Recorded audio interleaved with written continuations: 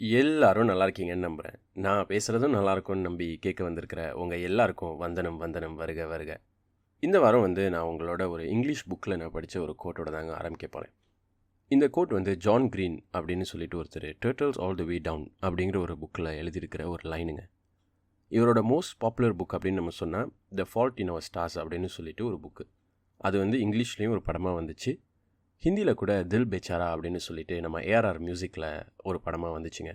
சுஷாந்த் சிங் ராஜ்பூத் அவர்களுடைய கடைசி படம் அப்படின்னு நான் நினைக்கிறேன். இந்த நேரத்தில் சுஷாந்த் சிங் ராஜ்பூத்துக்கும் நான் என்னுடைய அப்ரிசியேஷனை தெரிவிச்சுக்கணும்னு நினைக்கிறேன். ஏன்னா தோனி படம் நான் பார்க்கும் பொழுது நான் ரொம்பவே இம்ப்ரெஸ் ஆனேன். அந்த படம் எனக்கு ரொம்ப இம்பேக்ட் கொடுத்துச்சிங்க. சரி, இப்போ நம்ம திருப்பி புக்குக்கே வந்துடுவோம்.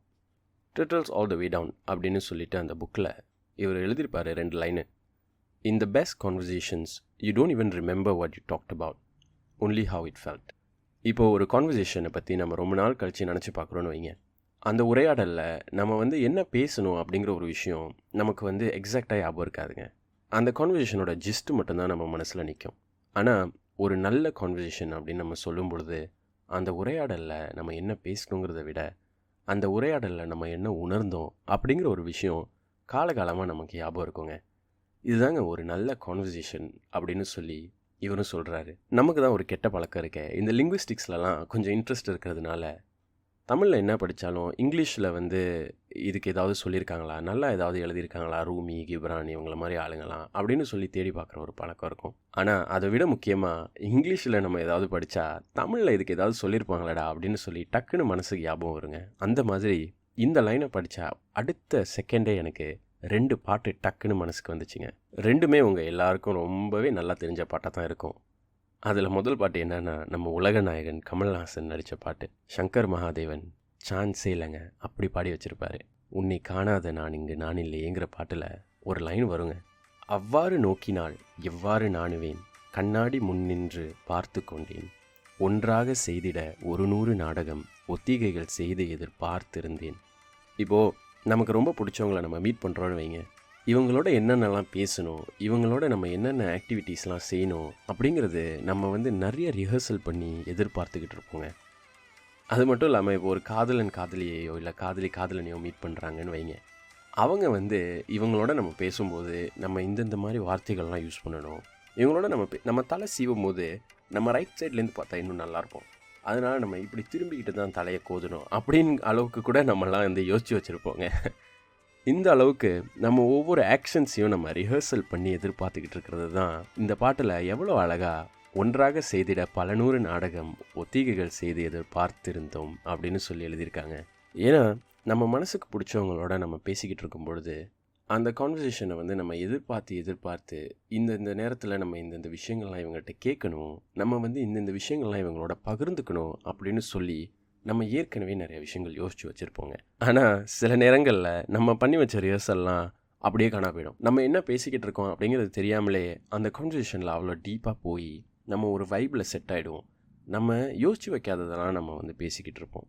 அந்த மாதிரி ஒரு சுச்சுவேஷனை நினச்சி பார்க்கும்பொழுது தான் நான் உங்களோட பகிர்ந்துக்க போகிற 2வது பாட்டு என் மனசுக்கு வந்துச்சுங்க. இந்த பாட்டு நான் சொல்லணுன்னா எனக்கு அவ்வளோவாலாம் இந்த பாட்டு பிடிக்கும். ஆனால் நான் போட்டு கேட்க மாட்டேன். ஏன்னா மெயின் ஸ்ட்ரீம் மியூசிக் ஆகிடுச்சு இந்த பாட்டு அப்படிங்கிறதுனால நான் ஒரு போட்டு கேட்குறத நிப்பாட்டியிருந்தேன். இப்போது நம்ம நமக்கு மட்டுமே ஒரு பாட்டு நம்ம அப்ரிஷியேட் பண்ணுறோம், நமக்கு தெரியுது.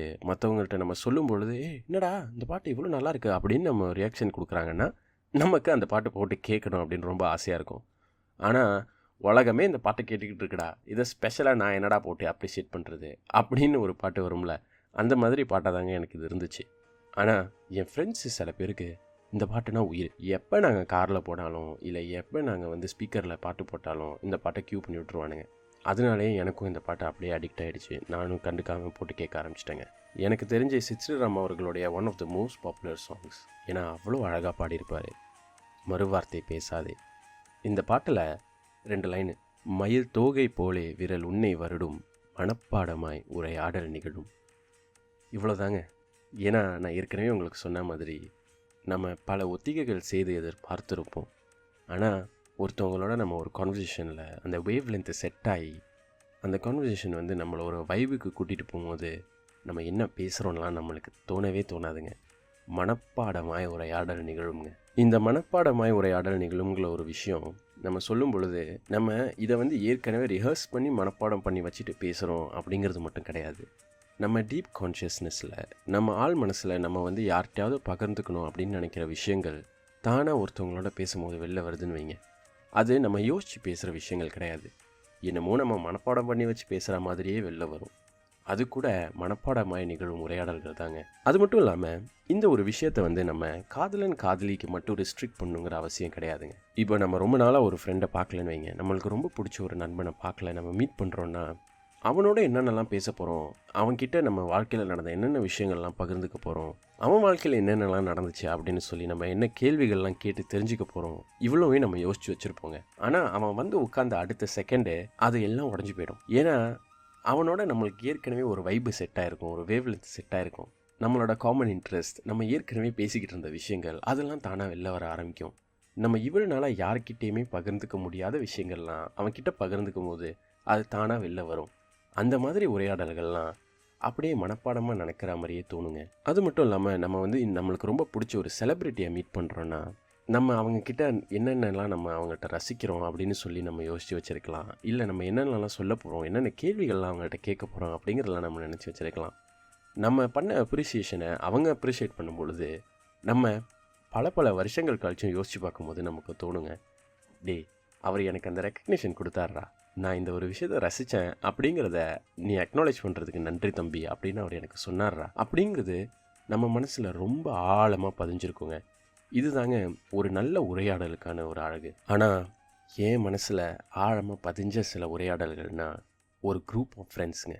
நம்ம பசங்களோட நம்ம ஃப்ரெண்ட்ஸ் குரூப்போட உட்காந்துருக்கும் பொழுது நம்ம காமன் இன்ட்ரெஸ்ட்டில் நிறைய டாபிக்ஸ் வெளில வருங்க.